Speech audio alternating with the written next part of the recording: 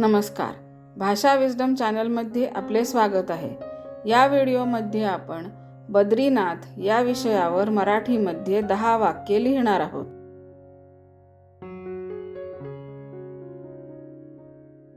बद्रीनाथ हे भारतातील एक प्रसिद्ध तीर्थक्षेत्र आहे। हे मंदिर उत्तराखंड राज्यात स्थित आहे। या मंदिराचे मुख्य देवता भगवान विष्णू आहेत। 4 धामांपैकी बद्रीनाथ हे एक महत्त्वाचे धाम आहे।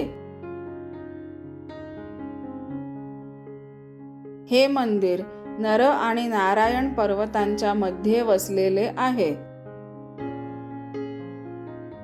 हे मंदिर अलकनंदा नदीच्या तीरावर स्थित आहे।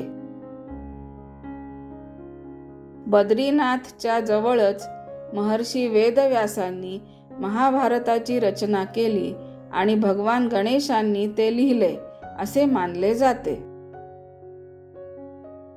विष्णू पुराण, स्कंद पुराण तसेच इतर प्राचीन ग्रंथांमध्ये बद्रीनाथचा उल्लेख आढळतो।